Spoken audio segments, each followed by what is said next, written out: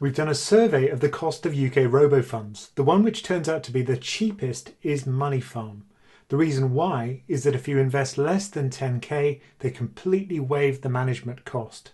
All you pay for are the exchange traded funds that they buy. If you go above that 10k limit, you do start to have to pay some management costs, but it's still quite cheap. How does MoneyFarm work? Well, in principle, it's very similar to the other robo-investors like Nutmeg and Scalable Capital. The first thing you do is fill out a questionnaire. That's to try and gauge your risk appetite, and then they'll find a matching portfolio. So to give you an idea of what the process is like, I'm going to sign up with my own money. So here we go. Let's see what it's like.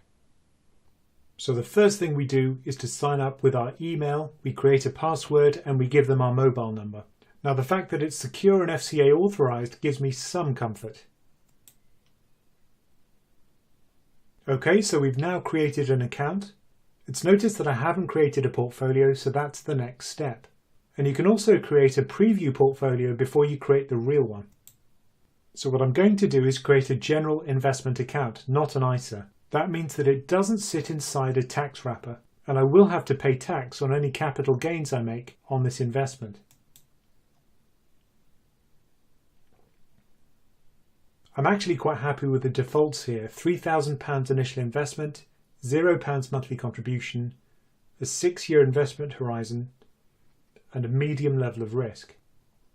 And you can see the expected value after 6 years is £3,800. You can never predict the future, so the shaded region shows the estimate of the future value with a 95% accuracy. They also show how well this portfolio has performed historically. You can see that the jump here around June, which was the Brexit referendum, and that would have been boosted by the fact that the fund held foreign assets. When you converted those back to sterling, that would have given the fund a boost. Looking at the asset allocation, the first thing you should check is the amount of equity in the portfolio. That will tell you how much risk it's taking. For this portfolio, it's about 30%, which is fairly low risk. The next most risky thing are the high yield and emerging market bonds. They make up 21% of the portfolio. But this risk profile looks okay to me, so I'll save this portfolio. So now the portfolio is constructed, we can look at it in various ways. We can look at the expected performance, we can look at the asset allocation, and we can look at the past performance. So now we can take the next step, which is to create my investor profile. Well, risk does worry me, so I'll disagree with the first statement. I prefer to make safe investments and limit losses, even if that implies lower returns. I do agree with that to some extent.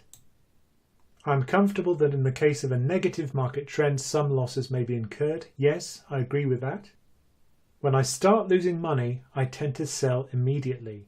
Now that's one of the behavioural pitfalls of many investors, so I disagree with that. I generally feel stressed about my investments and frequently check their performance. Well, to be honest, I do check them more often when there's a crisis. But for the sake of this, I'll go neutral. And I'll continue. The next section is knowledge and experience. I am familiar with exchange traded funds and mutual funds and similar instruments, and they are a good way to diversify investments and reduce risk. I strongly agree with that. I have invested in ETFs before. I don't buy them every few months because I try and avoid trading as much as possible, so I'll strongly disagree with that. What's the highest degree or level of school you've completed? Well, I've gone beyond postdoc, so I guess that's the third option. I know that despite investing in sterling, I may be exposed to other currencies through an ETF or mutual fund, and the value will depend on exchange rates. Strongly agree. So we'll continue to the next section, which is the financial situation. What is the value of your total assets excluding your primary residence? 100 to 350k. What's your total annual taxable income? Well, less than 30k. My age, 40 to 54. What percentage of your income are you able to save? Let's just say 0%. What's your main source of income? I'll say self-employment. Okay. It's a little bit like your stars in the newspaper. It classifies your risk appetite according to certain verbal categories. So I'm an exploring investor, motivated, diligent, and determined. Yes, that's definitely me. How does my profile rank? Least risky to most risky, That's a moderate risk appetite. I'm happy with that.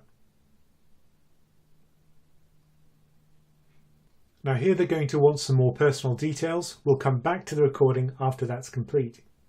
Okay, so I entered my personal details, and the last step is to look at the terms of service.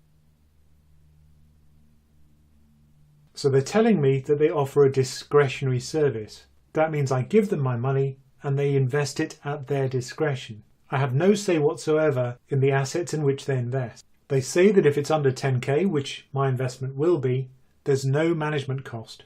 If I go above the 10k limit, you can see that the management fee goes up to 0.6%. Then it falls slightly above 100k to 0.4%. And over $1 million, it goes to 0. Then they show their full terms of service, which of course I'll read diligently. And I click on I accept the terms of service. And I accept. Now my account's been activated. And in fact, they delete the previous portfolios so that you can create a new one.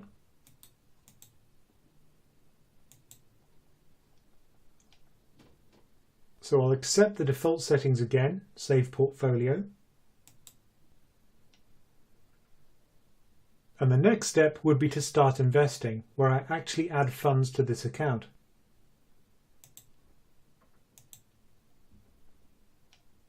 Oh, and I've got some help from Will from MoneyFarm. So I can click here to book an appointment, and they'll call me whenever I like. And if I want to call immediately, I can call this number. So the frequency I'll choose will be one time. I'll put in £3,000. I'll put it in for my bank account. And I'll put it into portfolio number 1. And I'll move it in via bank transfer. So I enter my bank details. Again, you're not going to see this. And there we are. The process is complete and the money should be transferred into this account quite soon. That was very straightforward. The interface is incredibly clear and you can see exactly which funds they'll be buying on your behalf. So overall, I'm very happy with the onboarding process. Despite the fact that this is the cheapest of all the robo-investors, you certainly can't see that in the interface. MoneyFarm have done a great job.